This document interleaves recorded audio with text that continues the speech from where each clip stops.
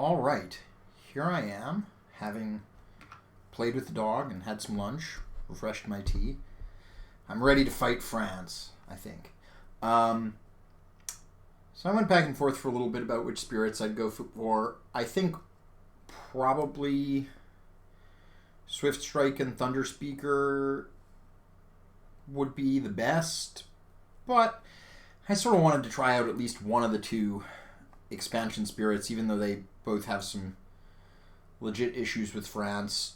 So, like a fool, I'm going to put Keeper of Forbidden Wilds with Lightning Swift Strike instead, and if it's a disaster, then I'll just restart it pretty quickly and go into a more sensible team. Let's see what we can do. I did at least pick board C for the Keeper.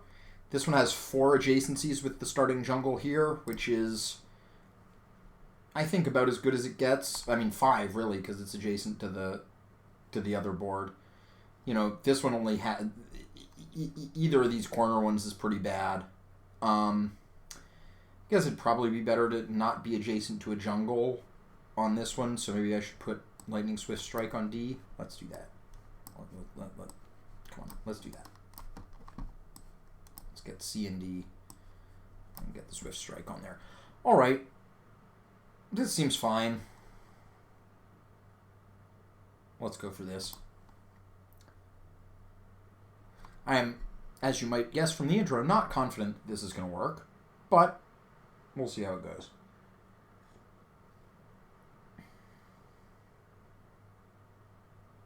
They don't do their double explorer thing on the initial explore, but they have craftily initially explored into this blighted land, which means I still can't get their single explorer with the Keeper of Forbidden Wilds.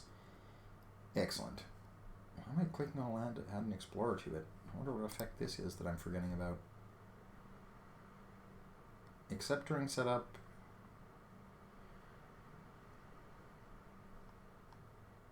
Ah, right. Add 1 land to an explorer to a land without any. Well, the good news is this could let me get value on the Keeper push. The bad news is I don't really want to go into there. Well, but so if we... Let's see, this is probably best. So we'll plan to push this thing out and then blow up the village. Does not address anything about this situation, though I could theoretically blow that up with Towering Wrath. Okay. Okay, but that's not like the end of the world. This, I don't know what I'm going to do about. But, I mean, there's stuff. We can just blow up the village with lightning, presumably. Alright, so what we want to do is we want to push this guy out, and then we want to be able to play this next turn. As discussed in the video, the only way to do that... Where's the... What's happening? Oh, I have to add an explorer on the other board. Okay. I don't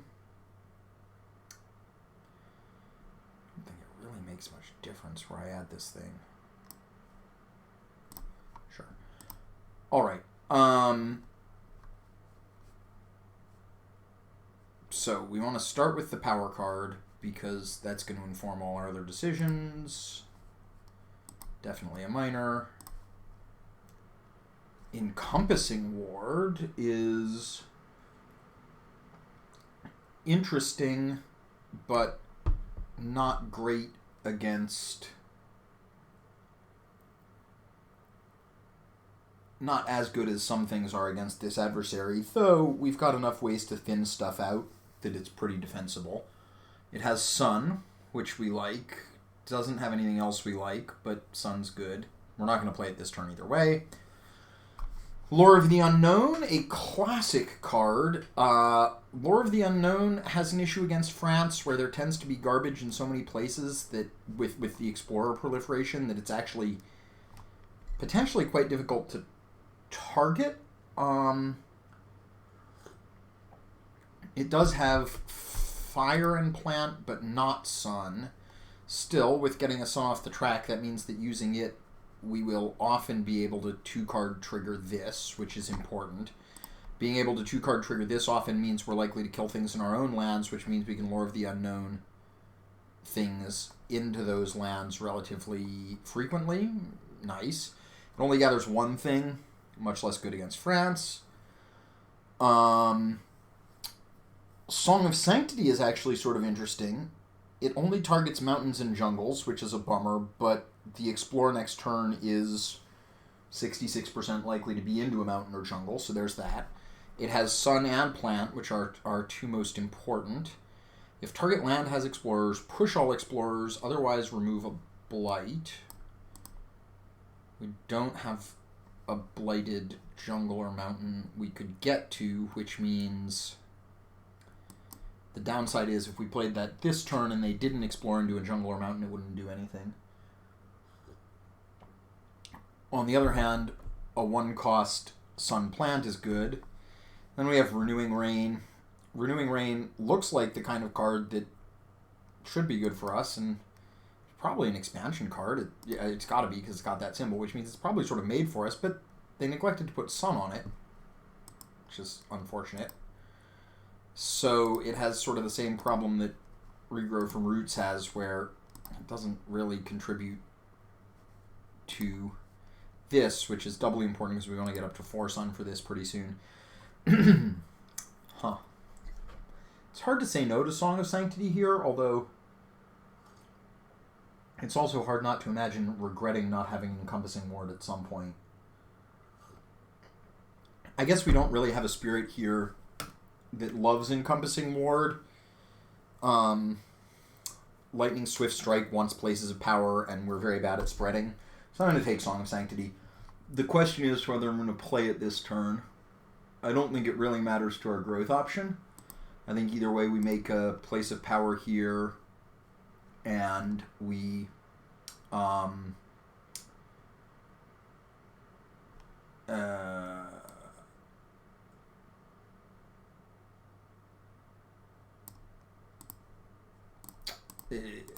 and we play something with, we have to play something, we have to take off this thing. I guess that's not technically true. We could play 2 cards this turn now, because this has Sun and Plant. So we could play like, let's see, we'll get 3 energy, because we'll get 2 off the track, 1 off this. For 2 energy, we could play Boon plus Song of Sanctity. That would leave us with 1 energy. We'll get 3 next turn, which would get us to 4, which is not enough to play both of these. So if we want to play Wilderness and Towering Wrath next turn, which I think we do, because I think Towering Wrath is our only out of to get rid of this. Can this push villages? No.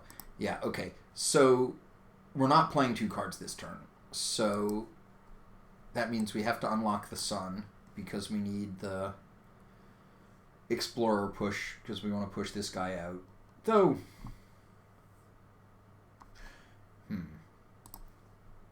I guess that's the other question is, what's the benefit to pushing this Explorer out as opposed to just putting the thing here and not pushing the Explorer? Then we could play Regrow from Roots.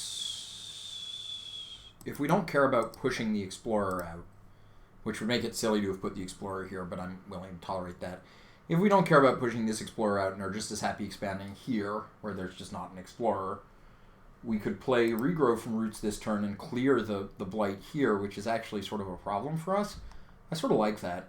That means we don't have to get a Sun this turn, but we also can't afford to play a second power this turn anyway, and, like, it probably doesn't matter which one we do, so sure. And then we'll actually just play Regrow from Roots. After dissing on it in the video, it's good here, but of course it's only good here because I'm not allowed to target the area that would be just like perfect to target with this ability because of the stupid Blight. So, you know, whatever. I still wonder, is it even better than just doing Boon of Growing Power? Lightning Swift Strike doesn't urgently need a power card. We don't urgently need a power card. This Blight's going to annoy us. Let's get rid of it. The Blight won't go back on the card because of the slow healing ecosystem, but I'm mostly interested in getting rid of it, not for the card issue, but just because of the the fact that it's going to mess with our targeting so much. Alright, now we have Lightning Swift Strike. What we would like to do with Lightning Swift Strike is prevent at least one of these places from getting out of hand.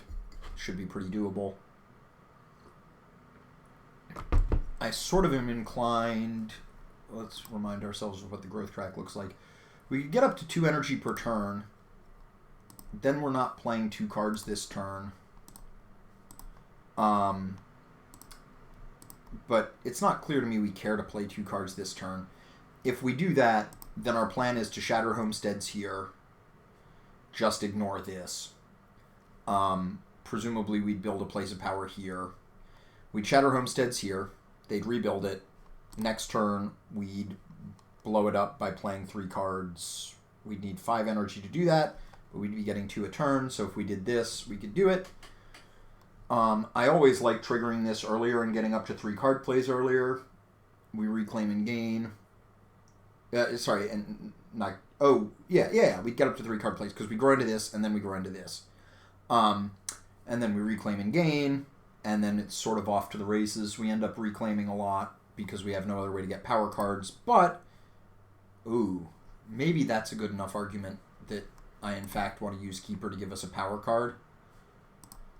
I forgot that you can actually run really hot on power cards with this guy. I think that's... We're going to clear this, because Towering Wrath is going to blow up the village, and then the Dahan are going to kill the Explorer, which means I actually think it's more important to feed the power. Yeah. Now, we'll be sort of sad about that if they flip Explore into... No, because even if they explore into here, they only get 1 Explorer in places that already have a building, so they'll only get 1 here, and we can push it out and build there. So it's fine. It'd still be annoying just because we'd rather not have to fight there, but that's okay. Yeah, we're booning. We're booning. Okay. We did unlock the sun here, so this works, right? Yeah, so we'll have 2 sun, 1 green off of this. Yep, okay. Alright, so in that case... I like the plan where we do this, and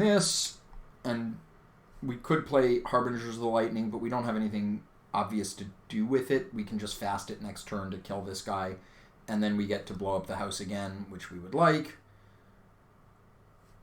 Lightning's Boon next turn.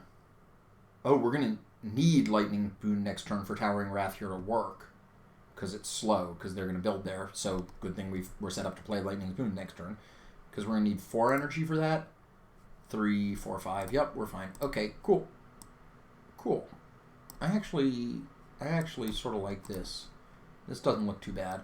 So, shatter this. Builds. That's not so good. Oh, and it's a coastal city. Son of a... It's annoying. Annoying.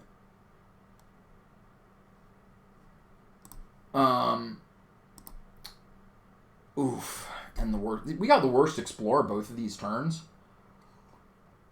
That sucks. This actually feels like it should have been a pretty good start, but now we're going to struggle just because first we got thwarted by this, and then we got the Explorer I really didn't want. Although... I guess there weren't a lot of great Explore options. This is part of the problem with France. Jungle would have been fine, but yeah, I forgot about this one. Forgot this one was on the other board. Probably should have blown up the house here. Definitely should have blown up the house here. Does it let me roll back? No, because I let them explore. That's too bad. That was a mistake. I just missed this place. If I'd blown up this house and let them build the city here, that would have been much less problematic. Unlike every level. Clearly I'm a bit rusty. Let's add this Explorer here, because it'll probably die at some point. And then I guess here is fine. Okay. Well, I was saying it was going well, but I was wrong, because I missed this, and because they got the good Explorer. So that's too bad. But we'll see what we can do. So, do this. That's at least worth getting the wilds there. We may end up not placing our presence there. Though, well, we could Towering Wrath into here and just let them Blight Cascade here. That sounds awkward, but we'll see what we get. We get more power cards anyway. Minor, yeah. Call to Migrate is interesting because it has air on it, and we really want things with air and fire on it. Sure. I don't think we're going to use it this turn, but... I mean, technically it's a little better than Harbingers, but it costs energy, so that doesn't seem likely to be something we want to do. So Keeper. Oh, we can play Sacrosanct Wilderness too. Oh, right. That was the whole point. Right, I'm remembering it now. That's better. It's still bad. Especially because these guys are going to build infinite cities, infinite villages. But it's better. I guess we could actually we can kill all these explorers with because we're playing the 1 damage to everything thing anyway. Okay, so we need. Oh no, we can't play Wrath End. Yeah, because we're going to go up to 5. Yeah, okay. So we place into here and unlock the second card play.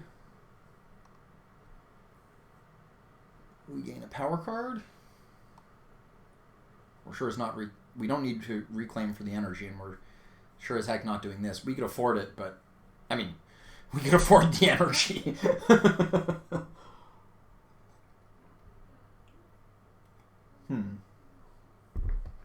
I guess. Let's think just a little bit about it. I can't imagine it's right, but.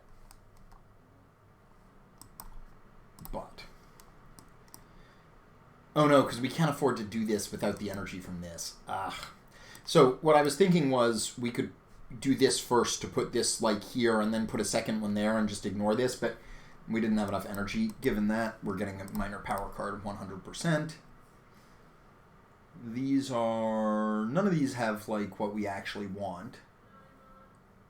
But we have Disorienting Landscape, which at least makes a plant. It's another one that feels like it should be good for us, but it only pushes 1 explorer, which is not good against France. We have this. I can't imagine I want to play this. We have Devouring Ants. 1 fear, 1 damage, destroy a Dahan. If land is Jungler Sands, plus 1 damage. It's like respectable. I'll probably end up with that. Pushing 1 explorer just isn't worth it. This is not a great card, obviously, but it at least has Sun, and we can make it fast with Lightning.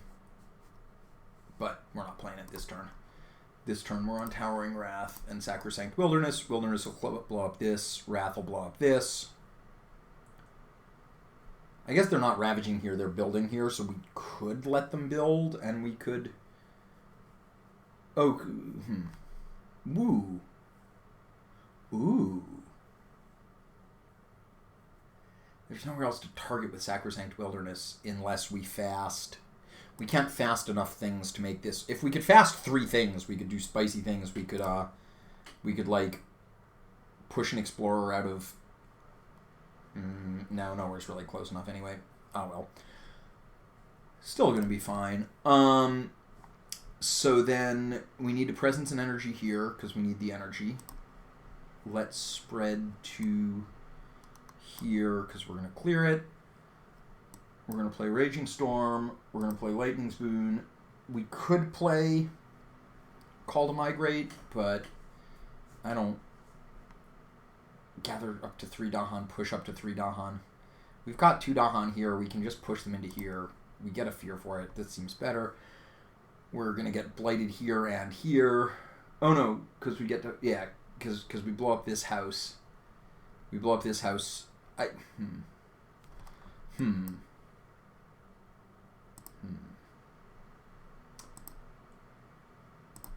This might be a time for strategic blighting. So the other thing we can do is we're pushing 2 Dahan into here. Technically, they'll kill the house, right? We'd lose a Dahan and get blighted, but we're going to get blighted here anyway. We'd get an extra house at the cost of a Dahan. That actually seems worth it. Given that, let's put this here because we're going to want to defend here. So now the plan is we'll push the Dahan into here and let them deal with it. Sorry, Dahan. You know I hate getting you killed, but desperate times. And then we'll blow up this house instead. Ugh, it would have been so much better if I'd just noticed this, because then we could have already done that. But, I mean, then we'd be in a similar spot here. So, yeah. Anyway, is what it is. This is already not looking like a super promising game, but I'm gonna do my best.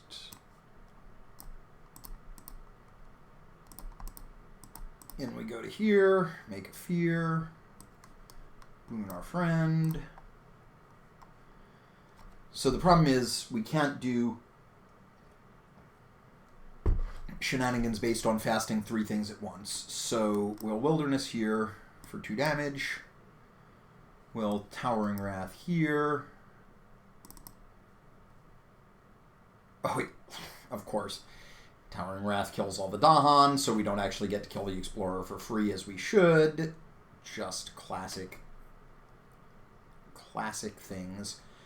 This we'd probably rather have it slow because there's nowhere here where we'd really like...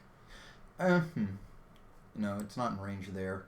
There's nowhere in range where it'll be a disaster if they... Like, the only place they can explore into are sands and jungles, and there's none of those that are empty that I can put something on. It'd be bad if they explored into there. I guess I could...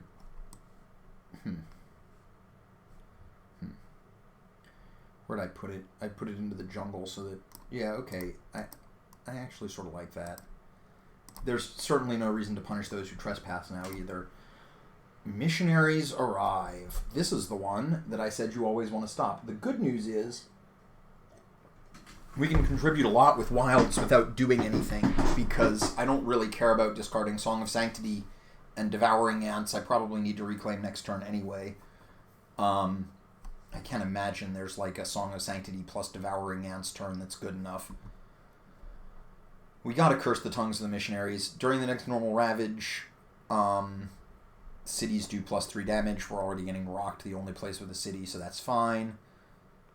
And we'd get some beast value. It would eat this guy that we're going to kill anyway. Whatever. We'd eat this guy, which I guess has some value. But, I mean, there's no way we can ignore the contact. We've got to curse their tongues. So,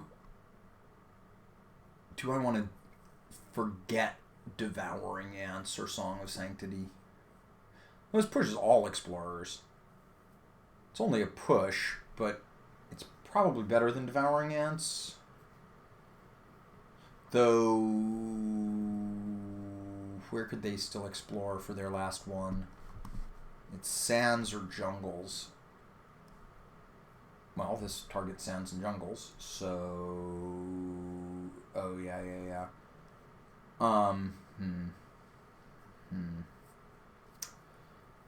This is better elements. This is probably a better card because it's going to generally... Because it can also blow up a house at some point if I want it. Do I want to forget either of these? Well, let's see. Yeah, it's discard for 2, forget for 4, for like I thought. So... Oh, right, I have 3 already because of this. So I could discard and... Lightning could pay 1 energy? Yeah, I could just discard both and Lightning could pay 1 energy. It seems like I'm much less likely to regret doing that.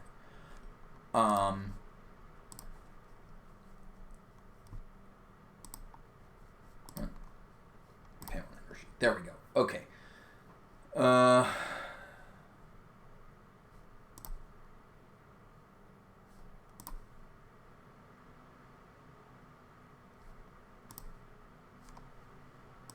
Fine.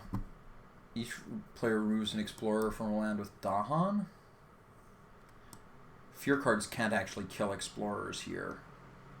I think they just push them. Is that right? Yeah. Well, we'll push it into here where we can get it. Oh, ooh, wait, hold on. If we do that, we won't get it before it builds. But we have, we have punish those who trespass, so we'll just... Yeah, it doesn't have to be a place of power, so we'll just blow up the building. Sure, get some fear. And And then... Oh, this will prevent a house. That seems good.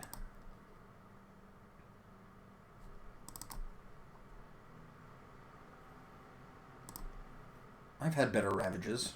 I've also had worse Ravages. Definitely had better builds. This is part of the concern.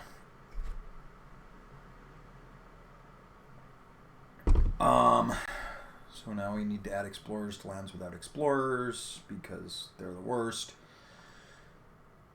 There's nowhere where we can put them that they're just going to immediately die, so we'll just pick random places, I guess.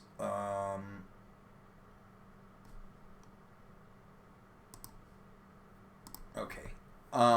So now we get to punish them here. Spirits of the island grow in power. That's good. So we got to reclaim here, right? Regrow from roots is just too bad. That doesn't gain us a power card. Well, hold on. We're going to get a power card here. So let's reclaim here and get the power card and see what it is. We only have 2 energy, so it's definitely a minor. Oh, we only have 2 energy. That's rough. Fire in the Sky? Fire in the Sky?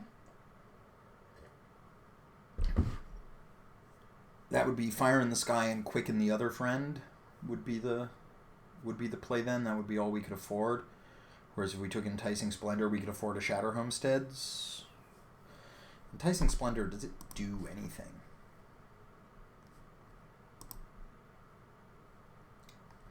Range 0, land without blight.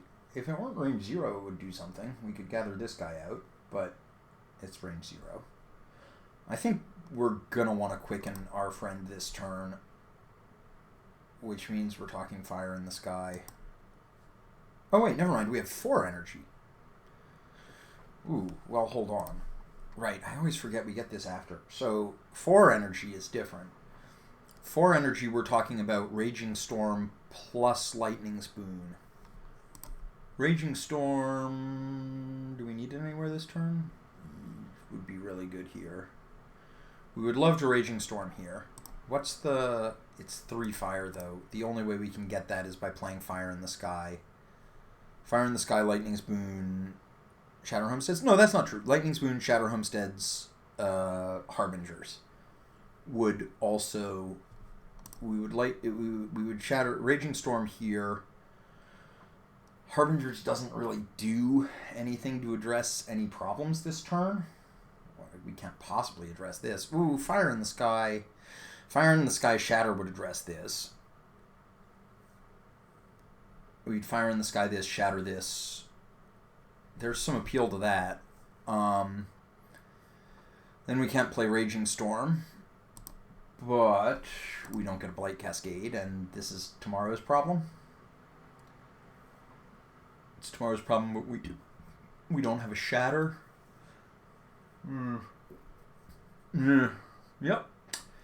Yep. Classic France's. Well, I think we're going to take Fire in the Sky,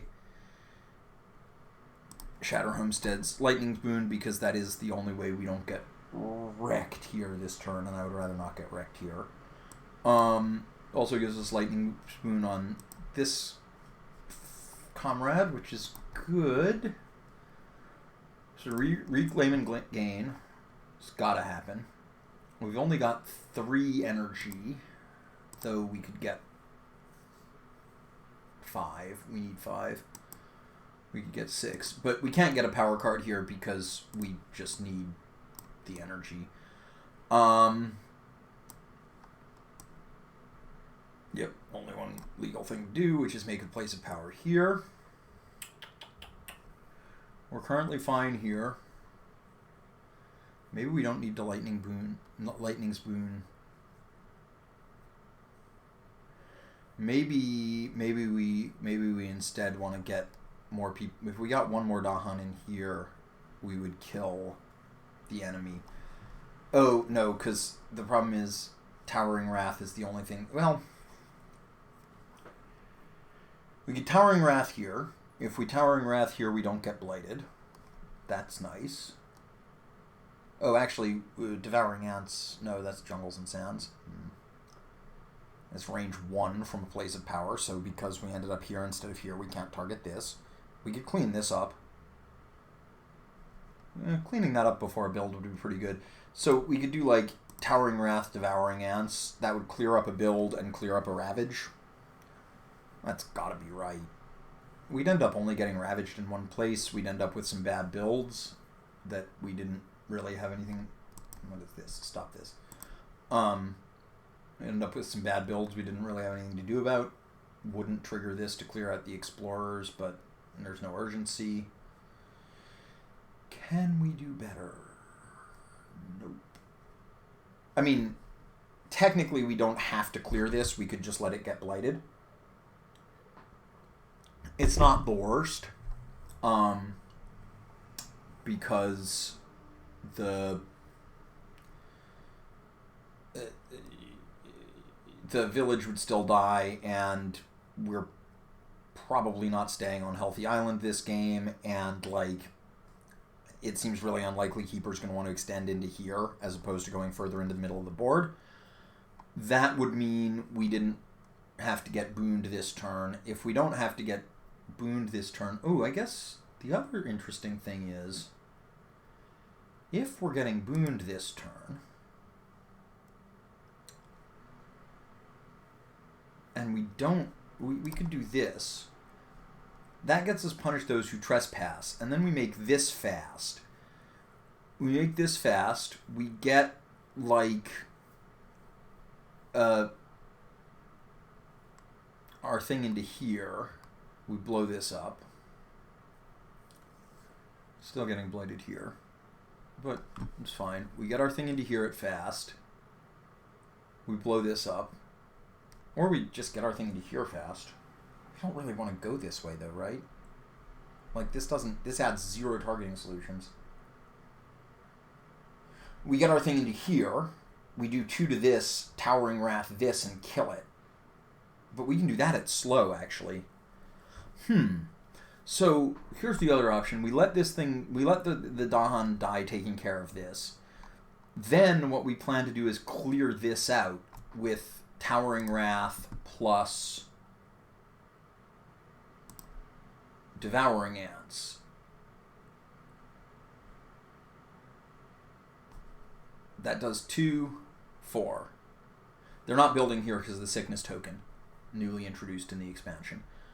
So, yeah, the advantage of that is then we don't need to be booned this turn, which means we can get Dahan into here where we're going to be fighting to kill things, to kill this city. I think this is the sensible way to do it. Let's try this. That guy doesn't fight. That guy gets shattered.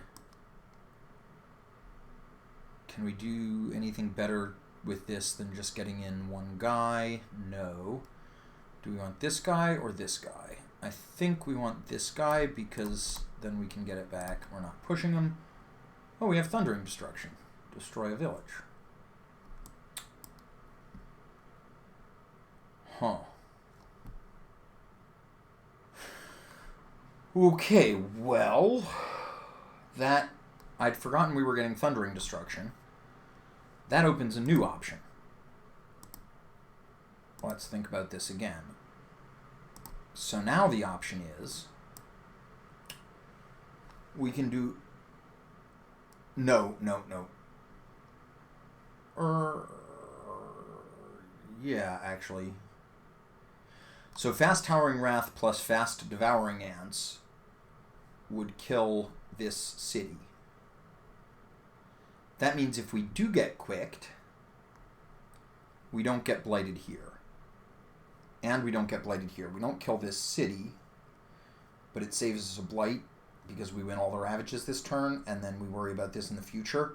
And it also ends up, we can, like, Spreading Wilds.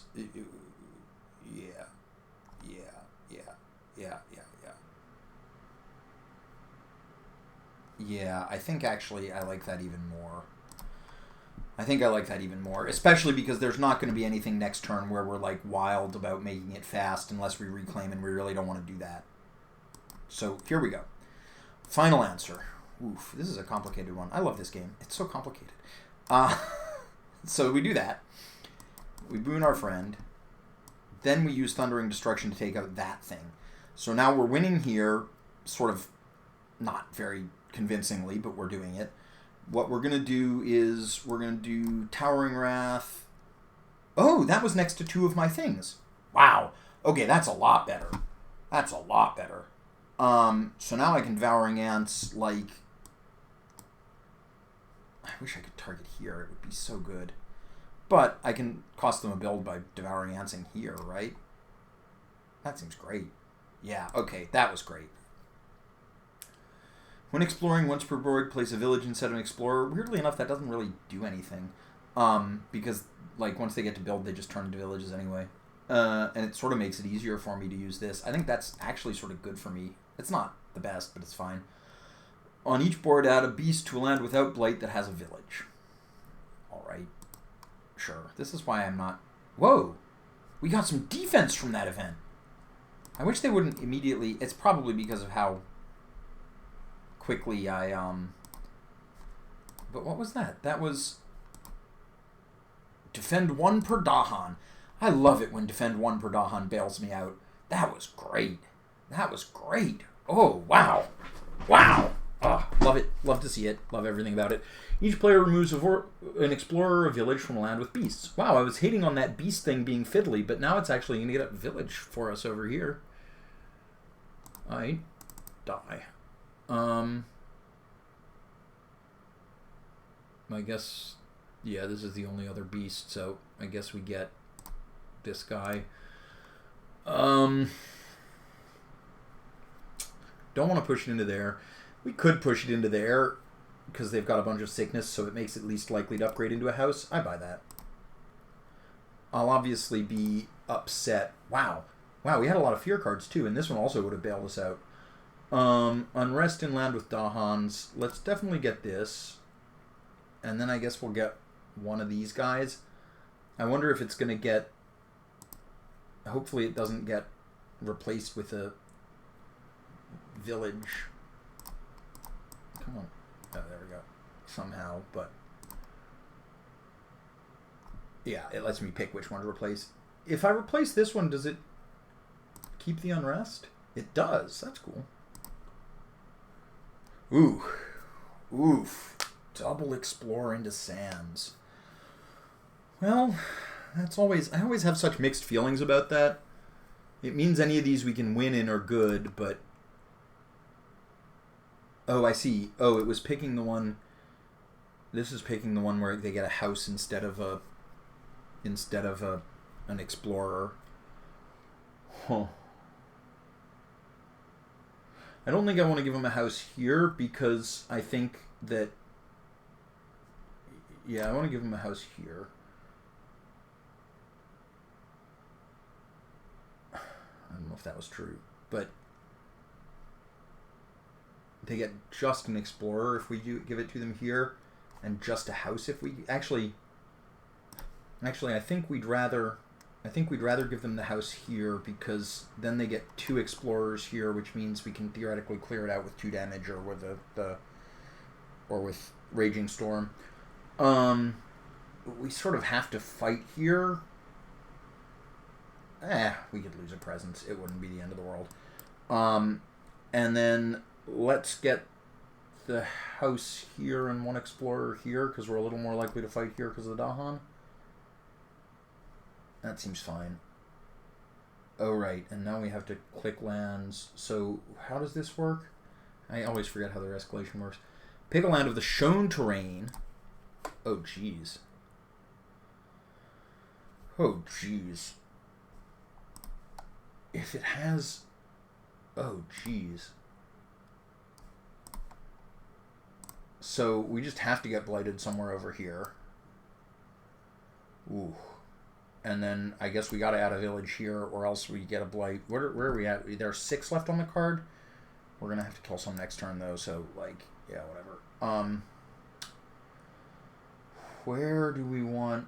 So we shouldn't blight here because we probably want a Spreading Wilds into there to be able to do Sacrosanct Wilderness. Or no, we want a Sacrosanct Wilderness there. I think we should add a...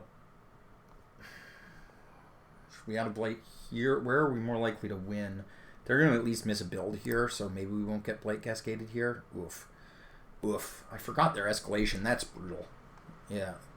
This has been a game of ups and downs, shall we say. Whatever.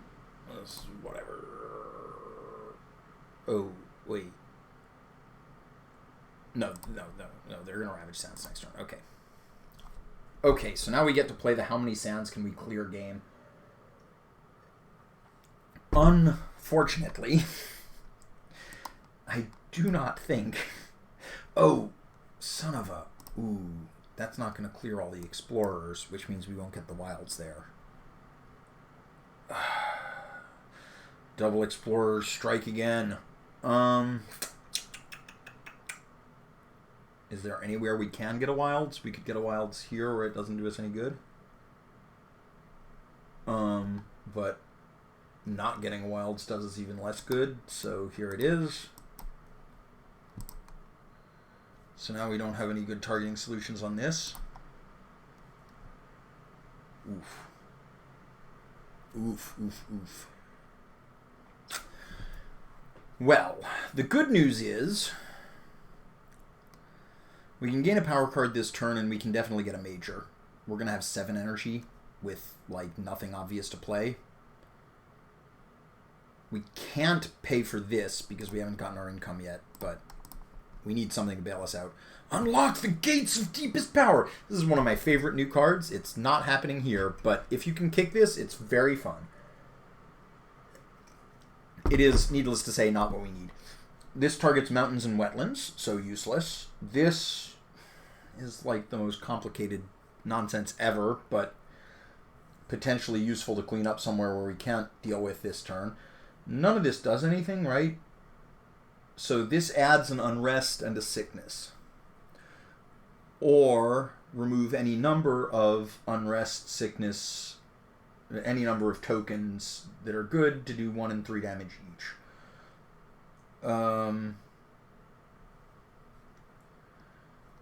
Kicking it is 2 moon, 3 fire, which is not possible for various reasons. On the other hand, this is the only card that does anything at all this turn and might save us a ravage somewhere just by adding an unrest. Oh! It's also... Oh, it's the turn... We're going to have Slave Rebellion this turn. We're going to have Slave Rebellion this turn. Slave Rebellion is going to be really good here. I wish I remembered exactly what it did. Okay. So we add Unrest to a village on each board. And then invaders with Unrest take 1 damage per Dahan present. So if we could get 1 more Dahan into here, then we would kill both of these villages and turn them into Dahan, which would not outright win us the Ravage, but would be good. We could do that with this. But we'd be better off arranging something similar. Well, okay. So there's no way we're not taking Pent-Up Calamity, because Pent-Up Calamity is going to interact pretty well with the Slave Rebellion. What are we going to lose? I've never played Song of Sanctity in my life, but could. I've never played this in my life, and I'm even less likely to. Okay. I almost played it turn 1. It was a close run thing. Okay, so that's good. We're certainly not reclaiming cards and gaining energy, which means we're doing this. I think we don't have time to be faffing about going for a 3rd card play yet. I think we just want the energy. We will probably get another major next turn. We'll probably do Reclaim Gain, and then we could even potentially pay for this to get a 2nd major if we could then afford it. I don't know about that, but yeah, one way or another. So we're Pent-Up Calamitying. We could give ourselves another major with this, even. This card just doesn't do anything right now. We'd like to get up to 2 Sun. This card actually might do more, though. There's a pretty good chance they explore into a mountain or a jungle, and if they do, like, we'll end up... If they explore into well, they can't explore into any of these. If they explore into exactly here, we'll want it. Otherwise, we'll just use it to clean up some random dude sitting in our back ranks. I'm not sold on this. We could also... Oh, this pushes Dahan at instant, actually. Range 1 from one of my lands. So I... No blight. Son of a... It's really just the salt in the wound that you can't target blighted lands randomly with stuff like this. Like, why can I not get this Dahan into here? It would be perfect, but, like, the targeting is bad enough. Ugh. Oh well. So that's not useful. I honestly think we probably just want this. Either our friend would love another minor, or we'd love another major. We have 2 Dahan movers with this guy. So that's good. We can, like, push this guy into here and then gather into here, and that'll give us some good Slave Rebellion stuff. We can at least make them pay. We can... It's once on each board for this, right? Yeah, so we'll definitely put an unrest here. I guess we just let this happen. Maybe... Maybe not. We could get... Oh, we haven't grown here yet. So we could actually get a bunch in here too. Maybe we let this happen. What are we going to let happen? I guess maybe we actually end up letting this happen and losing our presence here, which is a little bit awkward, but, like, this is just the place we're going to have the most trouble setting up any good slave rebellions. We have no defense, so awkwardly we're likely to lose wherever we have slave rebellions anyway, but we're likely to lose in such a way that we kill everyone, which means we don't have to worry about it next turn, so that's worth it. So let's imagine we penned up Calamity and put the Unrest on this thing. We get 3 Dahan here. That kills... Then we put the Unrest for this board on here. Oh, that's the problem. We're going to end up putting an Unrest here anyway, because it's per board, or I guess here. I think we're going to clear this with our... We're just going to clear this with 1 damage to everything and blow up a house, though, because we're playing those cards anyway. And there's nowhere else that would really do it. Though... Oh, 1 damage to everything here actually means that whatever gets Slave Rebellioned will... can only get 1 Dahan here. The Dahan just aren't bunched up enough for this to be good. But if we do 1 damage to everything here and move a Dahan into here with this, we don't need to shatter a homestead here because the Dahan... Because we can just kill this with the Slave Rebellion. And that's probably pretty sensible because any Dahan we move into here to try to take advantage of the Slave Rebellion will just end up getting killed. So what we'll do is we'll blow up a couple of houses here. We're so close. We're so close to being able to have an actually really good turn here off the back of Slave Rebellion. But if only the targeting on this... We really can't... We just don't have a target for this, right? Yeah. We literally just don't. Oh, ooh, wait, we can target here.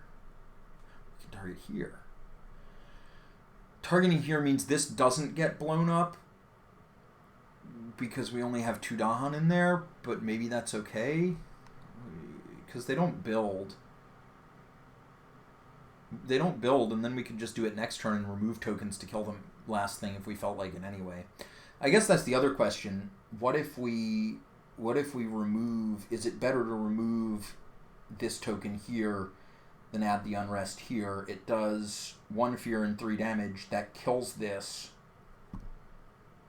Then we add the Unrest here, and the Slave Rebellion kills it.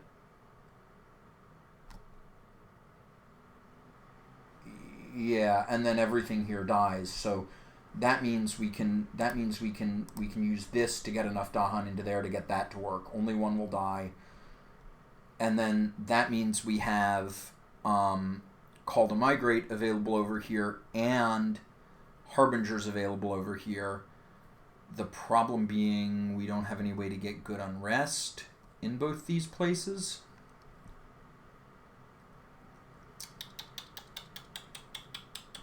sucks that they're on the same board. But then we could get 2 in here. We could use the Pent-Up Calamity here to do a lot of damage. We could blow up one house here. Pent-Up Calamity blows up another one. The last one probably dies in the Ravage because we have 3 Dahan, 1 dies. Yeah, okay. So we end up going into Blighted Island, but that was inevitable. But I think we actually win all the Ravages this turn except for this one. I mean, like, win as in benefit a lot from all the Ravages this turn except this one. Which, as these things go, is probably about as good as we can expect. We're getting progressively more boxed in by Blight with this spirit, but that's okay. So, we don't need any particular targeting solutions for this guy. We need 4 energy to play all our cards, which means we can't double grow. We're on Presence energy. I think we still go up the Presence track, although, yeah, because we're not getting another minor, though we're getting one next turn, maybe. I think we probably need to start, we have, like, I think we need energy on Lightning Swift Strike, although getting up to being able to destroy houses would be good. I'm going to get the 4th card play and then hope to get a good cheap minor next time. And I guess we'll just build a Place of Power here. Or go into here, or let's go into here. Let's go into here. We don't have any Place of Power targeting issues this turn, right? No. All right. So, what? Oh, right. Don't click Finish Playing Powers before you actually play your powers. Okay. So, Thundering Destruction. So let's see. Raging Storm here. With no Dahan, we can get Dahan both places. Right, that's part of the advantage. So if we put the Unrest here, why do we want Dahan both places though? What was the plan here? I don't know what the plan was here. Interesting. I'll think about it. I know I have one, so I'm not going to worry about it too much, but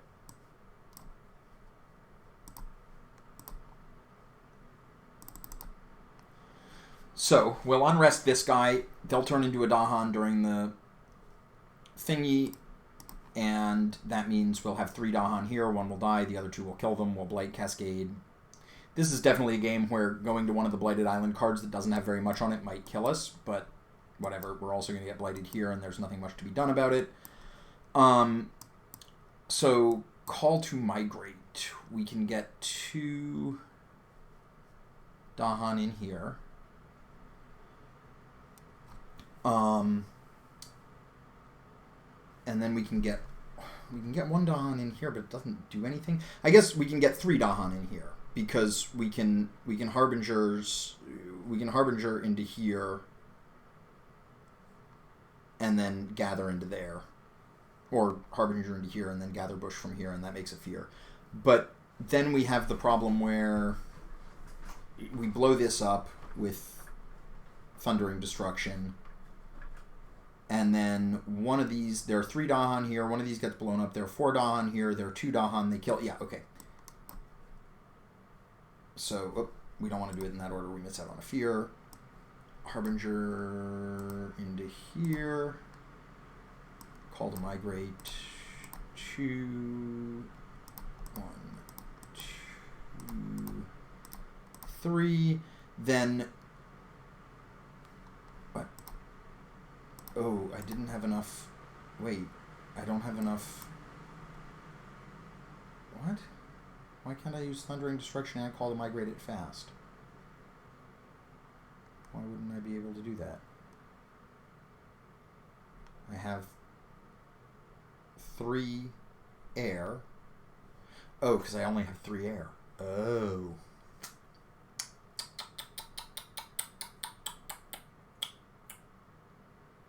That sucks.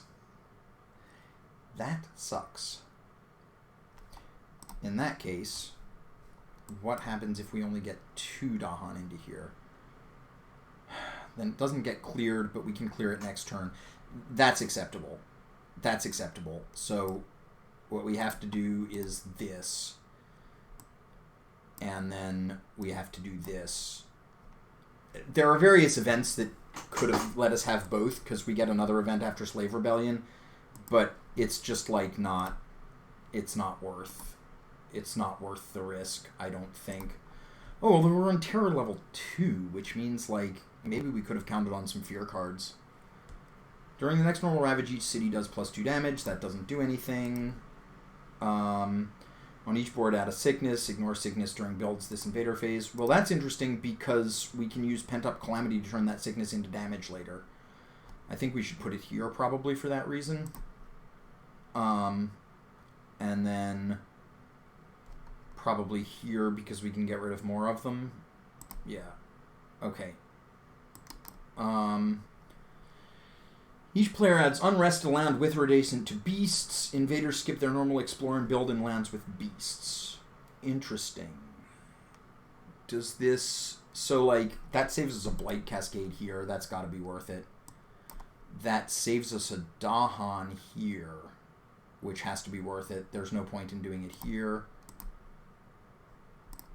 All right.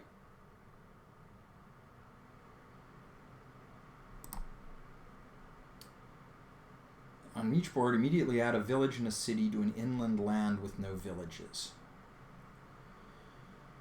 I've seen worse. Let's do this one. We don't want to do sounds, basically.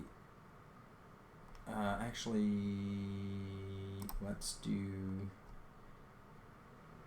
this one. And this one. So they're different types.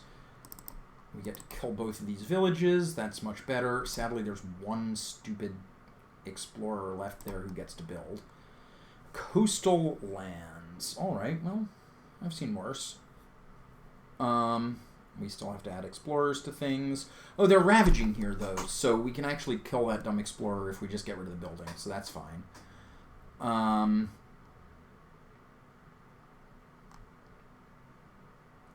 Here seems safe. Where are we trying to spread to? Oh, we can push this out here because we want to spreading wilds into here anyway. So we can push it out. Alright. Into here. Oh, I get to punish those who trespass. That's cool. Let's blow up that village they just made. That was part of the plan. Alright. Now we can Harbingers.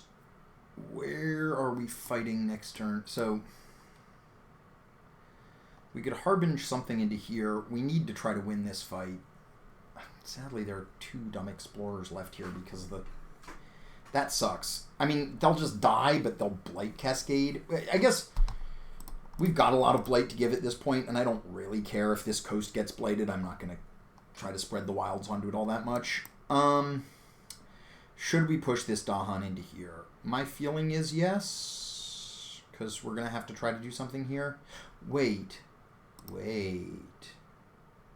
I can pick up wilds to spreading calamity, to Pent-Up Calamity, can't I? I can. Oh, but I can't put them in places with blight. The worst. I would love to spreading wilds into there so that I could do more damage, but alas. Sure. I still think we've got to do something in there, so let's put this person in and hope we can save them. Alright. Over here, we're definitely reclaiming and gaining a power card. We're definitely getting a minor because we're just not... Growth through sacrifice. Growth through sacrifice is really good. It doesn't have air on it, which sucks. Confounding Mists has air on it and is definitely what we want. Although this has fire on it, which is what we want more of. So how does this even work? So if you have 2 sun... Man, this is one we wanted on... This is one we desperately wanted on this guy. I guess it doesn't have sun on it. So if you destroy one of your presents, fine. Target spirit either removes a blight from one of their lands or adds a presence to one of their lands. And if you have two sun, they get to do both. We aren't going to get 2 sun this turn, but we can off of Fire in the Sky, which is good. This has fire, which we want because we want 1 more fire than air to do this. There's no air plus fire 1.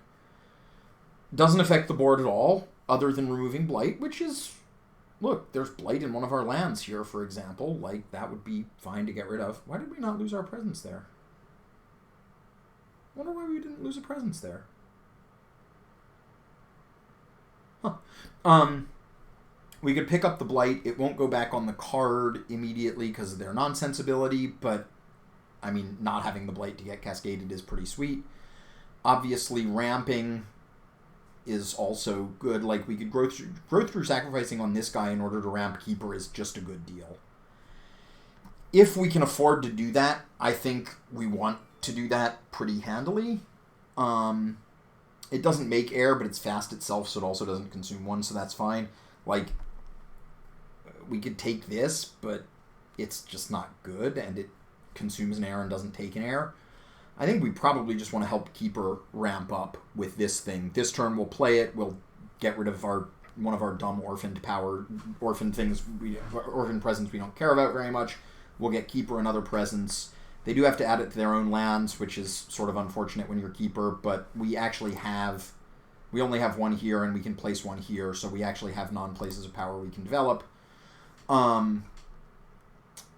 Confounding Mists is obviously better this turn. We could target into here with it. We might need to do that. I'm going to look at... We know we're taking this card, so I'm not going to pick before I look at Keepers so that I can backtrack. I want to pick this one after I've looked at Keepers so I can backtrack into Confounding Mists if it just desperately is needed. But I'm inclined to say that this is better, particularly because... no, because we can't use our Thundering Destruction to get rid of this city, unfortunately, because we're not within one of a place of power. But like, we could pick up this orphaned power pretty easily. We're never going to want to develop this into a place of power over this. The only additional thing it's adjacent to is this, which this is. So it's unclear to me why we placed here to begin with. Oh well. So yeah, let's look for Keeper. Keeper's going to be up to 8 energy.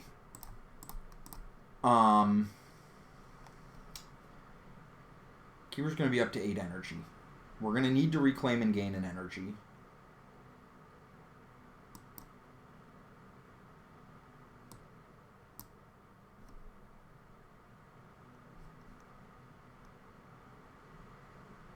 Yeah, we need Pent-Up Calamity back, so we're doing that. Well, we still shouldn't. So the question is, are we going to do this? It's awkward because if doing this would uncover this, it'd be a no-brainer because it would cost net 1 energy. Instead, it costs net 3 energy, and all it gets us this turn is a plant. The plant's good. Like, it makes it much more likely we can up the damage on this, which is good. Wow, Pent-Up Calamity even has good symbols for us, other than not sun. Wild. It also gains us a power card, which the only other way we're gaining a power this card this turn is if we don't grow at all, and not growing at all with this spirit is just a tremendous punt. On the other hand, that means we have effectively 6 energy this turn, 3 of which is spoken for Pent-Up Calamity. If we don't get Pent-Up Calamity, then we can play Towering Wrath and make it fast, which would do damage here because we can develop this into a place of power. If we do that, though, then we end up... Well, that's good if... That's good if we get... Well, we could also... No, we can't target this with our thing that adds wilds because it has a blight.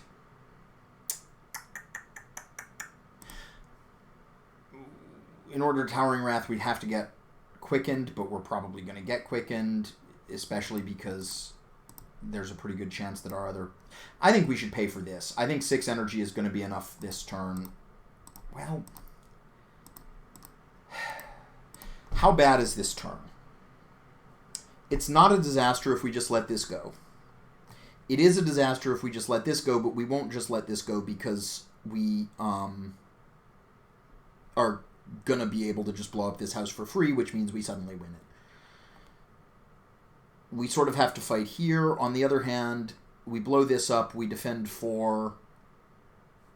Can we even defend 4 there? Is it in range? Yeah, because if we were to take... How do I view the... There it is. What? What happened there? What? I'm so confused. Why? What just occurred?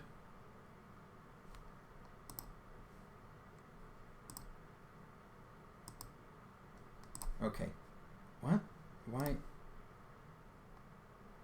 What?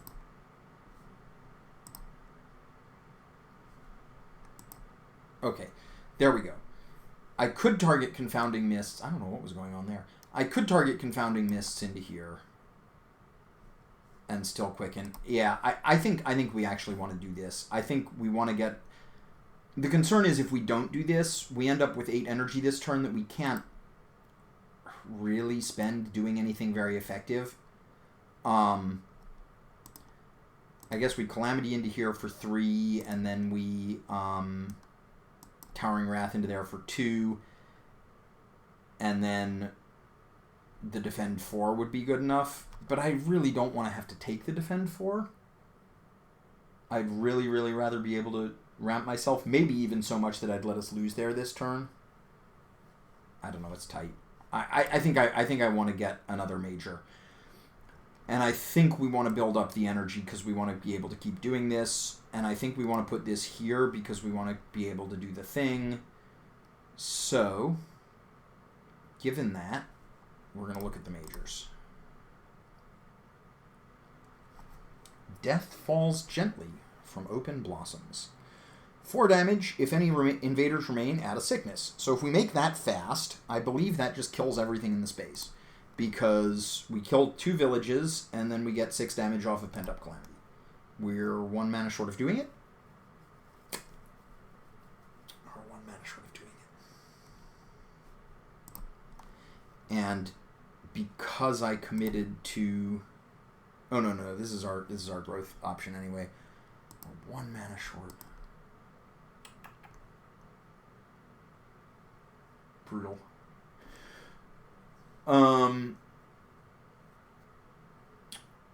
So Flow Like Water, Reach Like Air is the only one of these that we could cast this turn and also cast Pent Up Calamity. If we don't... Well, hold on. No, that doesn't work. But what about Devouring Ants? That would do 2 damage. So that would do 6. Oh yeah, we don't need to even worry about Towering Wrath because it's not any better than Devouring Ants in terms of what it actually does there, other than not destroying our Dahan, which I guess is relevant. Oh, we also could Raging Storm there. If we Raging Storm there, that kills this, then 1, 2, 3, 4, 5 damage remains. Which means that we could clear the whole spot with Pent Up Calamity Devouring Ants. Or Death Falls Gently Devouring Ants. Or Pent Up Calamity for that matter, probably. Yeah, Pent Up Calamity plus Ants. Okay. So in that case, we could take any of these. We could even take Cast Down into the Briny Deep. Cast Down into the Briny Deep is an exciting card. We have a targeting solution on this for it to destroy all invaders, and we'll someday want to do that. It is incredibly expensive, but we're the keeper of the Forbidden Wilds. Although, realistically, if we wanted to try to play it, we would have to stop ever doing this, which would be a bummer. You know, we can eventually get to the point where we get more than that energy income in a single turn, but I suspect the game will mostly be over by that point. Also, in practical terms, Tsunami does something very similar for less unless you can kick it. This one is great because if you kick it, you just destroy everything on the entire board. You just flip half the table. Which is exciting. It also makes 6 fear, which we're actually doing a number on the fear deck here. So, like, 6 fear is reasonable. obviously couldn't cast it this turn. We would be spending 4 energy this turn. We'd have 1 next turn. We could cast it next turn. We'd have 1 energy. We could go up to 7, 8, 9. Yeah. Yeah. I mean, I'm excited about 6 Fear, Destroy All Invaders. The problem is, we got problems here, maybe here. Won't have problems here because we're killing it all. Maybe here. Like, the whole coast here is going to be clear after this turn. I actually don't think coastal required targeting is going to be all that useful. Death Falls Gently goes into jungles or sands. All of our problem areas except this right now are jungles or sands, and sort of this. Like, the targeting's a lot better on it, and it's much more credibly affordable. It has plant. This has sun. Sun is better than plant. We can't realistically kick this 4 water, 4 earth. I think even if we were to get elemental boon on this character, it would be basically impossible. Yeah. The sun is nice. I mean, getting up to 4 sun is a big deal. What are our chances of kicking this with the 3 air requirement? 0. Okay. The synergy between this and Pent-Up Calamity, though, is real and relevant, and I think that's probably going to decide this one for me. Yeah, we'll take that. Am I ever going to play Song of Sanctity? Probably never going to play any of these cards in a realistic sense. Sure. We can't get away with just playing it this turn, though, even if we make it fast. We're 1 short. So we got to reclaim and gain. And then we're on Devouring Ants plus, I guess, Pent-Up Calamity. Or if we're getting... Maybe we'd rather do this one just because we're getting quickened this turn, which means we might as well take advantage. Yeah, that seems... that because we can Pent-Up Calamity fast next turn. That means we can definitely take this, which is great. And so we need to do Raging Storm here. We have targeting, right? Yep, we need to do Raging Storm here. And we need to be sure to trigger Destroy a Village, although we could also just, like, do that with... Like, we're pretty... Oh, right, we want to do Lightning Spoon.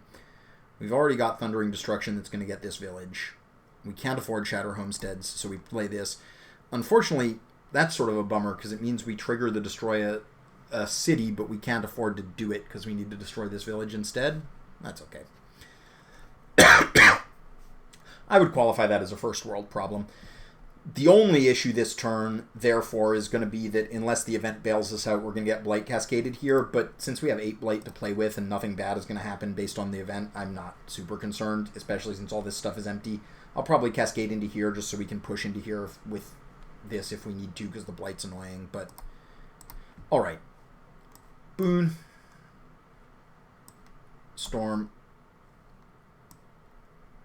What? Oh no, I can't target Devouring Ants into there. My whole plan is ruined. And... Oh no. JK.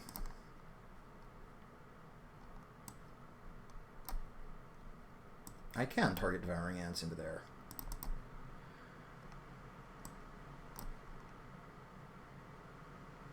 Why didn't it...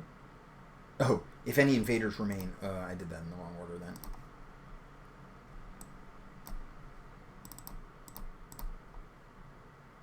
Might as well get the free sickness. Oh, right. Devouring Ants kills our Dahan. We couldn't afford to play the thing anyway, so by pushing that Dahan in there last turn, we arranged for it to die. Ooh, unless we just Harbinger it out. Yeah, let's just get it out. I don't see any particular plan for this Harbinger that's better than just making a Fear and getting it out of there.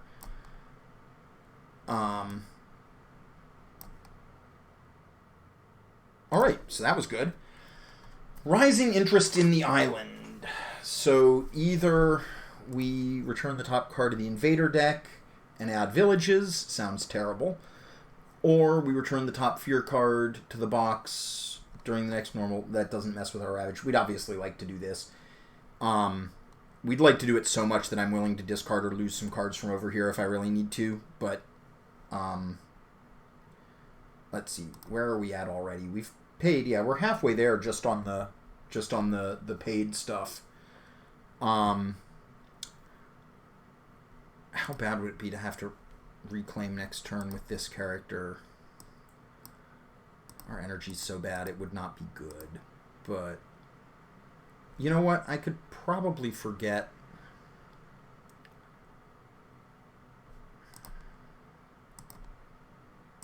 Yeah, I think we're just going to reclaim next turn anyway because we want another power card because we're playing for a turn.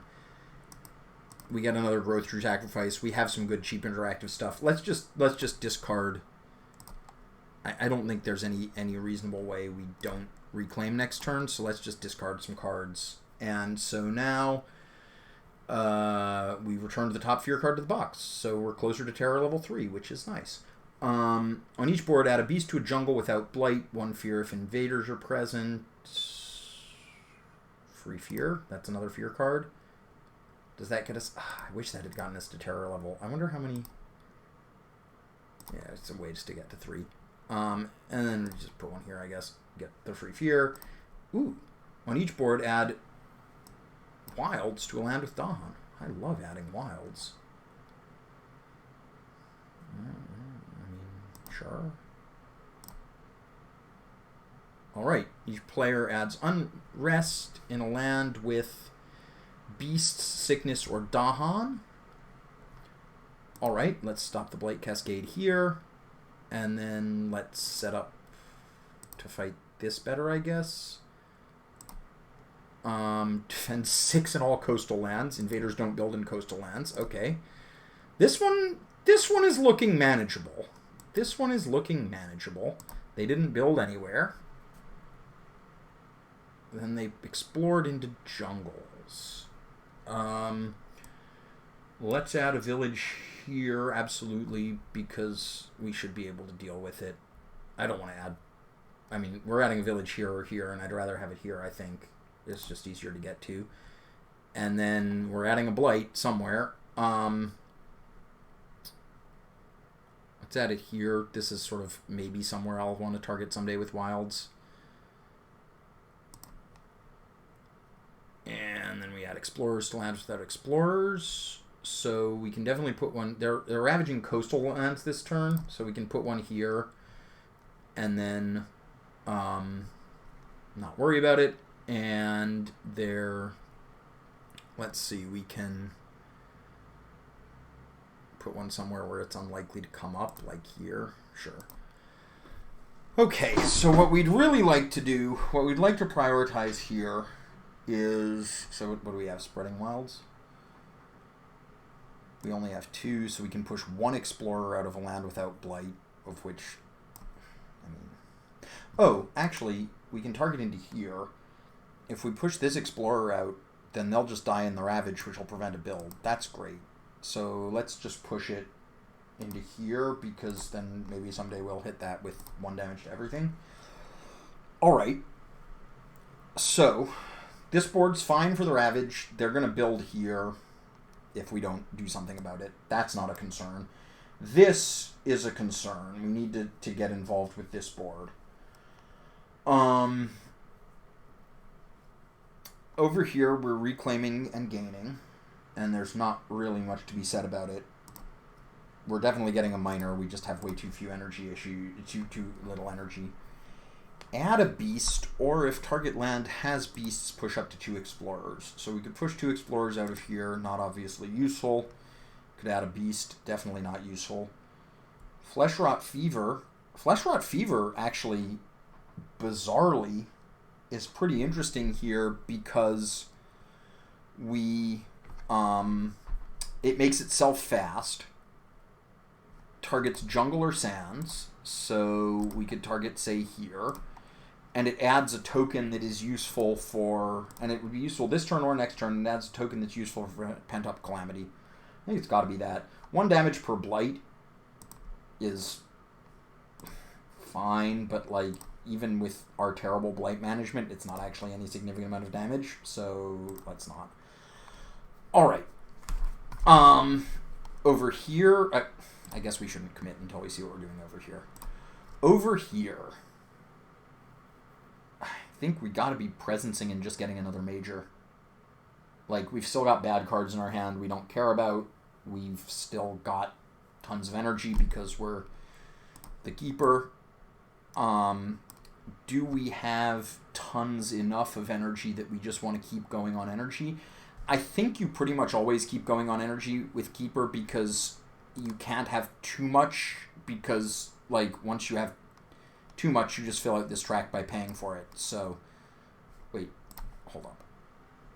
Do we want to... Does this have to be targeted from a place of power? No. Let's not commit to where we're going to place stuff until we gain our power card. Let's see what we get. Power Storm. Power Storm is a hell of a card. It is good. Understatement of the year. Although that appears to be an accelerated rot, which kicks with mostly things we care about. Though we don't have the water, son of a... Ooh, and an Unrelenting Growth, which is like... Unrelenting Growth is exceedingly good if we can afford to do it. And this is probably a pretty easy turn to do it in. So, target spirit adds 2 presence and a wilds to a land at 1. If you have 3 sun, 3 plant, which... Annoyingly, we won't if we do Pent-Up Calamity with it. Yeah. Unrelenting Growth is a sweet, sweet card. Like, if we get an Unrelenting Growth off on either of these characters, we probably can't lose. But it's not clear. Like, I think Keeper is mostly over the hump. But if we can get it up off on Lightning Swift Strike, then we suddenly have to care a lot less that Lightning keeps having to refresh to reclaim every turn. And it gives a power card. If we can afford to get this, we should get this. It's possible we just have to get this turn to just do like 4 damage into a random wetland or jungle, because like this is the disciplined pick. This is probably a win more card here, although it has all the elements we want too. Oof. Oof. Like, the great thing about this is this has all the elements we want, including fire. Like, if we play this, we're getting this, we're getting this. And then we have the good odds of kicking it. Accelerated Rot. We don't have anything else that makes water. We don't really... Like, we'd have to get another... I don't know. 2 fear 4 damage is fine, but it's also, like, it's only good if we quicken it, whereas this is good otherwise. I'm going to take the growth. I can always roll back into it if I really decide it's not worth it, but, like, it's so much better than Boon of Growing Power. So then we do this, and I guess maybe now that we have the growth, we want to be able to move towards kicking it, so we unlock the additional...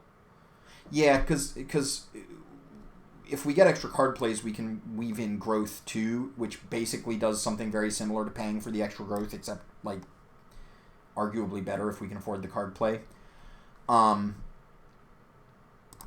then over here, we'll get the Flesh Rot Fever. I guess Call of the Dahan Ways is I always... What are our chances of having 2 moons? Pretty high, because we have growth through sacrifice. So that's the other option. We could get Call of the Dahan Ways, get growth through sacrifice. And if we play it with growth through sacrifice, we can kick it, and then we can make it fast off of one of our other things, which is pretty appealing.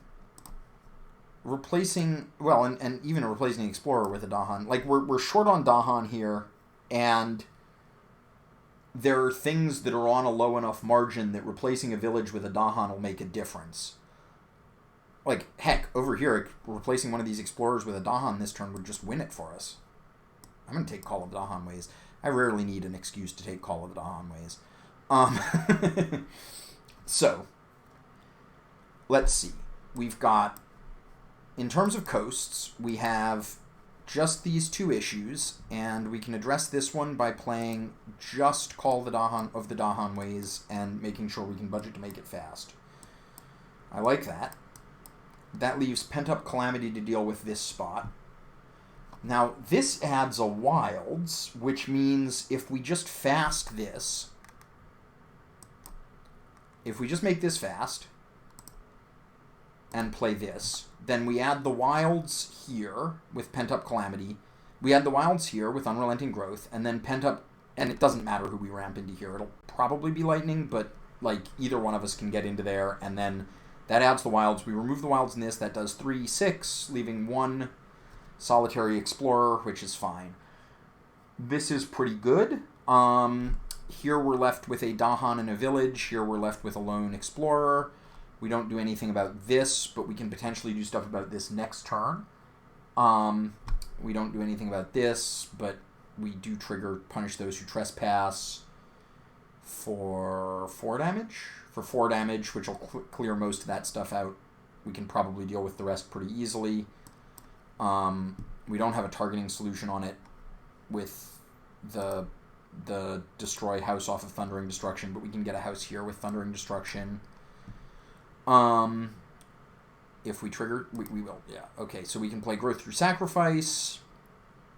And then I'm inclined to say what we want to do is...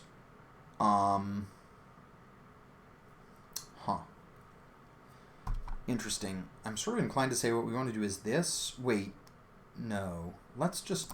What if we do this? If we just shift these Dahan into here, then we get to kill everything. That seems appealing. This looks pretty good to me as these things go. We're going to get a build here. No, this guy's going to die in the Ravage. This guy's going to die in the Ravage. We get a build here. We get a build here. These guys will all die in the Ravage.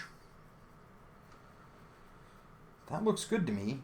Do I want to Growth Through Sacrifice here, given that we're not kicking it, and we'd probably have to pick up this, which is going to hurt our range pretty heavily?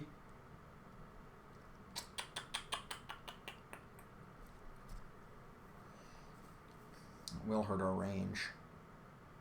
But what'll it hurt our range to? We're not going to have a place of power there anyway, unless we Unrelenting into it, and like we can already target this.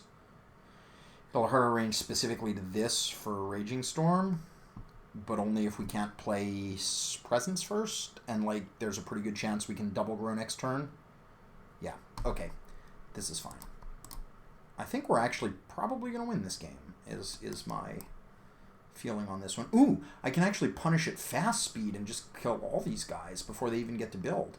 Because I only need to fast Unrelenting Growth. So I'm going to target this guy. We're going to plop down Energy Generation. There's that. Calamity into here. Oh, interesting. I could also actually pick up one of these if I'd prefer. Because I don't actually need... These aren't really... An extra place of power here is not extending my range at all. Yeah. Okay. Okay, so we'll pick this up. We'll put this down. Right, well, no, we're very good for it. I should have put... I don't want to back up that far. Maybe I do. There's no reason not to. It's not even going to be that far. I'm not going to forget what I did. I'm going to... Sorry. I should place the... this presence here because there's a Wilds to take advantage of it, and then I can build a... What? Yeah, there we go.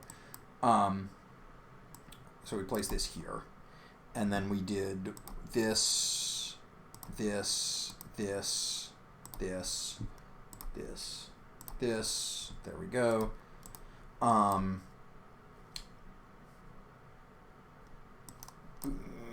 Growth. Get the energies. Calamity into here. Come on. Calamity into here.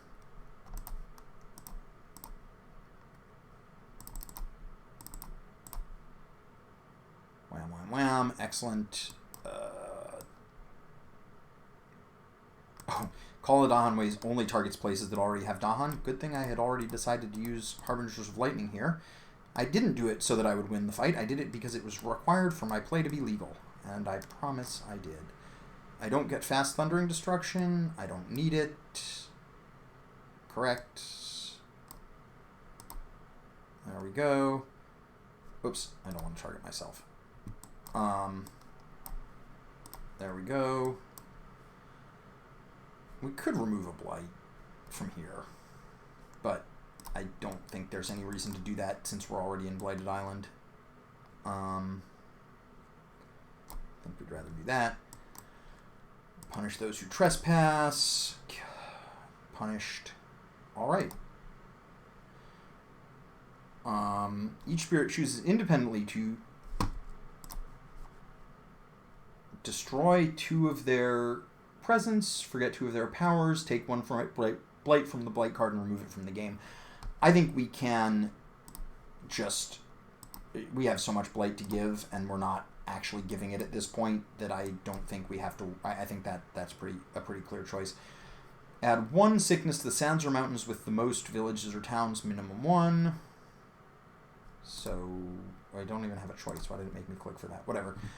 1 explorer or village from land with 2 or fewer invaders. Are there any...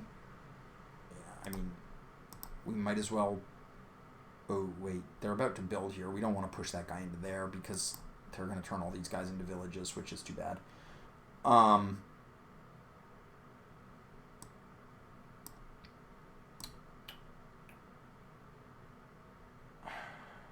don't know quite what... I don't know that there's anything really... that this really does anything, but...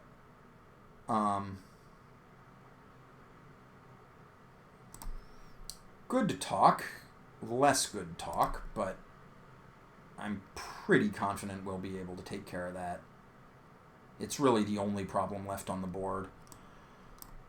I mean, you know, there are always more problems, but I'm not... Yeah. Okay, so we'd really like to be able to kill all these guys before they get to build. Where do I want to add villages? I don't know quite how to figure out... Yeah, I don't know what the smartest way to assign these things is. Like, we're adding a village to one of these 2. I don't really know. I mean, I guess this one's better because we're probably going to try to hit it with Raging Storm next turn. And then, like, this one's better because it's easier to get to. And it already has a Blight on it. Why risk a Cascade, I guess, maybe is the argument. These 2 are identical, except... So I want that there. I guess I'll do that there. It's got a beast on it, too. Maybe that's useful. I don't know. And then France gets some random explorers. This one will just die in the Ravage. This one will just die in the Ravage. Good talk. Okay. So now we get to Spreading Wilds somewhere. Oh, interestingly, we can Spreading Wilds into here, push this guy into here, and then we actually get to improve Pent-Up Calamity, and then we'll Thundering Destruction into here and blow up a house. Alright, I think we're at the point where once we clear this, we're probably pretty well locked in. You can see we managed to get Keeper pretty definitively over the top here. We still can't pay to do this, but realistically, I think between our other growth stuff, it's fine. I think we're basically where we want to be at this point. We can probably just reclaim cards and gain a power card every turn from now on. Though, well, let's see. So... the question is, are we gaining a power card this turn? If we're not getting fasted this turn, so like we'd Pent Up Calamity here, which would do 6 damage, killing 3 villages, which is almost enough on its own. We blow up that village for free, and then we don't have to worry about that. So, yeah. I guess we don't need to reclaim this turn. Sorry, we need to reclaim this turn because we want Pent Up Calamity. But... we don't actually need to gain a power card this turn because we can play our second card at slow and it won't be a problem. I don't want to reclaim over here, obviously, which means we won't get booned this turn. So, like, but this is the only problem space and it's not a problem space. So we're sort of okay with just, like, reclaiming and gaining presence. On the other hand... what's the downside to getting another major power, given that... Well, we have 3 card plays, so we could get into energy issues. But, like, if we just Unrelenting Growth ourselves, we can get up to the 9 energy. We might also want to get up to the Reclaim 1. No, because unlocking this doesn't even help very much, because once your tracks are otherwise filled, you can just pick these two every turn and not care about it. I just can't imagine wanting a 5th card play unless we start getting minors. We maybe want to get minors, though. We know we're reclaiming. So we're going to have 10 energy this turn. 10 energy is Pent Up Calamity plus either of our current majors plus another 3. I'm inclined to say we just get a minor on the grounds that we'd like to kick Unrelenting Growth this turn to set up for next turn, because we'll get double wilds somewhere that we can then Calamity with, and having more minors to weave in is always kind of nice, although we could also... All we really need to play is a... We just need to play something with a sun symbol, so there's really no... Like, we have a million things we could plug in for it, even if we get rid of, say, this, so we could just get another major. You know, I just think we should get majors. Trees and Stones Speak of War.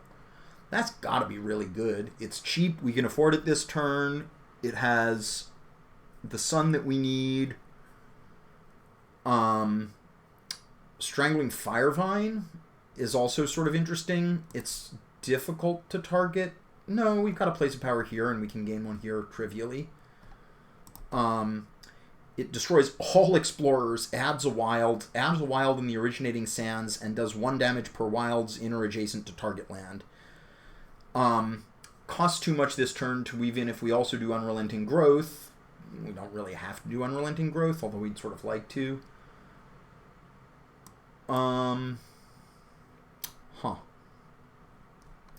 So we could target it. It's 1 from a sands, so we could target it out of, and it doesn't have to be a place of power sands. So you could target it out of here and hit here actually, where they're going to build. Target it out of here and hit here where they're going to build, or here where they're going to build. Though once they've built, it's a little late. Trees and Stones Speak of War has a problem where all of our Dahan are dead. Or not where we want them to be. Yeah, I think it's the Strangling Firevine.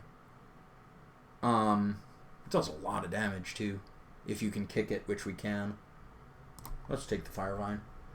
And let's get rid of... Geez, we have a lot of... We got some synergistic majors here. I think we're going to get rid of Towering Wrath. It feels a lot like Strangling Firevines, except not as good, although it has better elements. Maybe we get rid of this. Seems really unlikely we're going to want to use this. I mean, I guess shooting it into there would just do 2 damage this turn. Maybe it's just this. This also does 2 damage. It's cheaper. Yeah, no, we'll get rid of that. Okay. Alright, so now we're faced with difficult choices about what to do with our 10 energy over there. Over here, I assume we're just going to double grow. Get up to 4 energy, 5 card plays. Hard to argue with 4 energy, 5 card plays, although we can't play 5 cards this turn. What does this do? Destroys 2 cities or villages? I mean, it's good. We have Growth Through Sacrifice that lets us do it.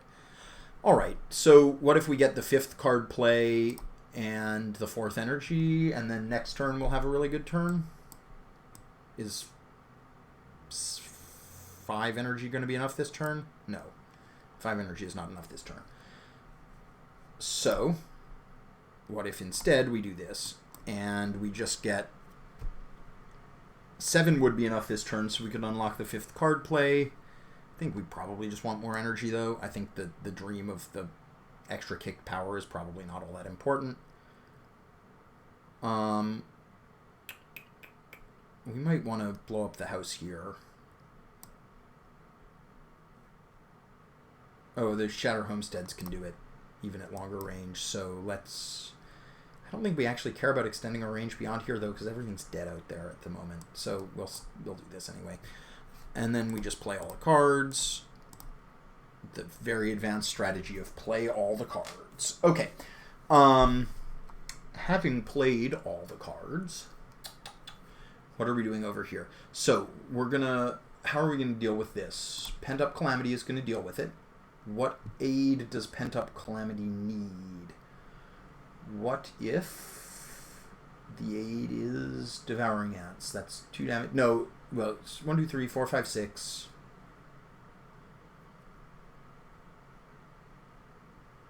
Yeah, okay. So literally that would be fine. And then we could play like Strangling Firevines and just kill a lot of stuff. Or Unrelenting Growth. But that would be a kicked Strangling Firevines, which would just wipe out this or this. I mean, it would just wipe out whatever we want it to wipe out. It would just kill something. So we would kill every village here, and then in the slow we would kill everything here or here. It's hard for me to argue with that. It seems like probably what we want to do. Oh, wait. Devouring Ants is not fast. So, in fact, what we need is we're going to need a little bit of help from...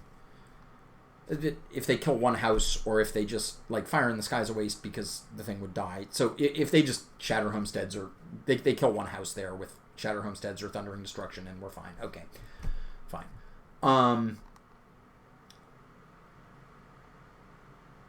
What if... But we could play this instead of the ants. And that would potentially blow up the house they build here or something. Ooh, yeah, because we're not ramping ourselves or anything. Yeah, that seems like it's probably good enough. That's going to use all the energy, which means next turn we'll be on just 7. Well, more than 7. 7, 8, 9, 10. We can get up to 10 next turn.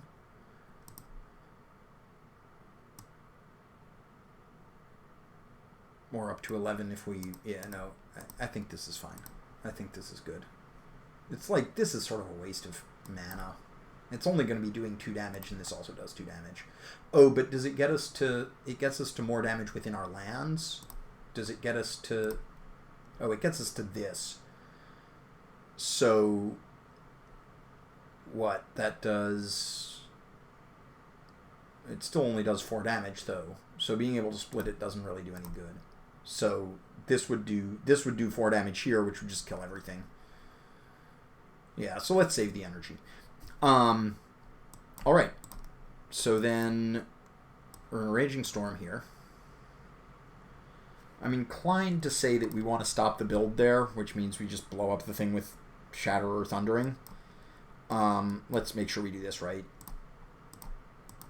Oh, wait. I can also remove this and just kill the... Like, there's no reason not to kill that, because it generates enough to kill the house. So, like, there's no reason not to. Terror level 3! Alright. Oh, Terror level 3 just means we need to have no cities, right? Does that mean we can win this turn? Probably not, but it's close. Wait. No. Ah, darn it. If only we could kill this at fast, but I don't think there was any way to set it up. We're close. Makes me pretty confident we're going to get there. So let's just limit damage and try to win next turn. Fire in the Sky. I guess they're going to build here, so we might as well, like, do this. Call to Migrate. I guess the plan is we'll set up to fight here, and we'll just try to blank this with Firevines. This is incredible. Okay. On each board, choose a land with Dahan and buildings. Invaders do 3 damage there, ignoring defend powers. Well, that's annoying. I just set up for one of these Dahan to die. That's obnoxious. On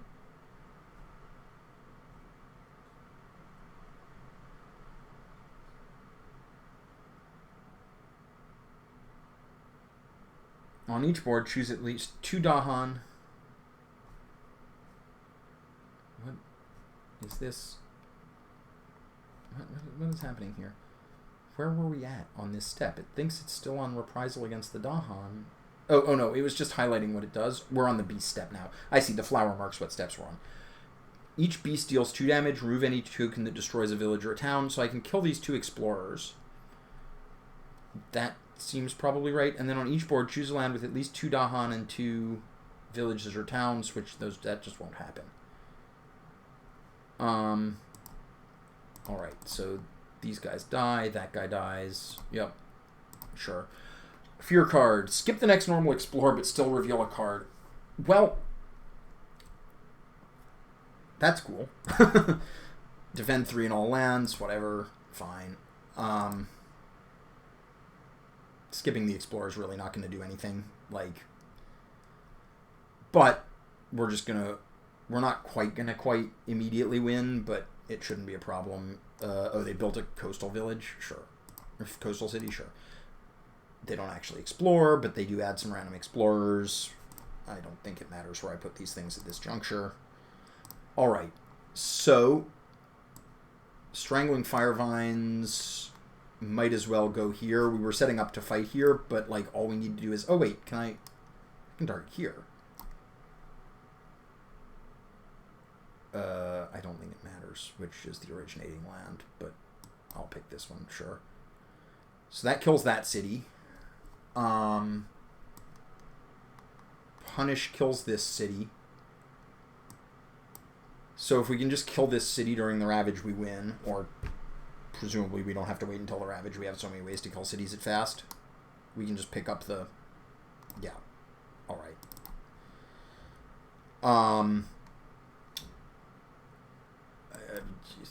Yeah, none of this matters. None of this matters.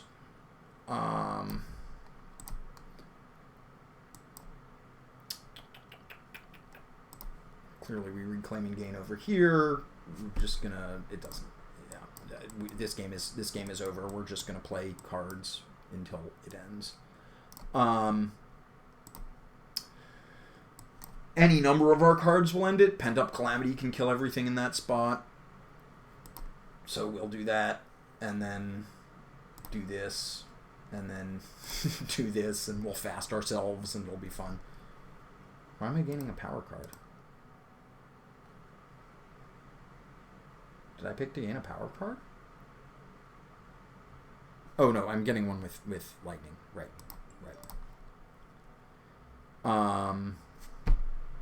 Yeah, whatever. Yeah, none of this matters. Alright. Lightning Moon, and let's just blow up a bunch. Let's just blow up. Just blow them all up while we're at it. Just cause havoc for the sake of havoc. Wait, what? Oh, I didn't get the 5th card play, so I can't do the cool thing. Okay, fair enough. Yep. And then we just we could blow up everyone else first, but unless I'm badly misremembering how the rules work, we can just click Pent Up Calamity and win the game. Woohoo! Okay. Well, I have to admit, I did not expect that to be as successful as it was. You definitely got to see some of the issues that can come up with Keeper, particularly with the Blight messing with the targeting in those first couple of turns. But Lightning did what I expected it to and was extremely good at controlling the big stacks of explorers that can build up. And Keeper really did carry its weight. Obviously, it was a big deal. There were a couple of turns that were right on the knife edge. We got bailed out by an event once or twice, I seem to recall. There was we definitely got some lucky powers. I don't think getting the ramp spell the 4-cost major ramp spell on Keeper actually made a difference, but obviously getting growth through sacrifice on Lightning helped Keeper just keep up that majors every single turn tempo that you develop. Once you get Keeper to that point where you're dropping 2 to 3 majors every turn while still growing, like, that is a rude thing to do to the enemy. The difficulty always is surviving to get there. We definitely got knocked over into Blighted Island. We maybe would have had a hard time if it had been one of the 2 per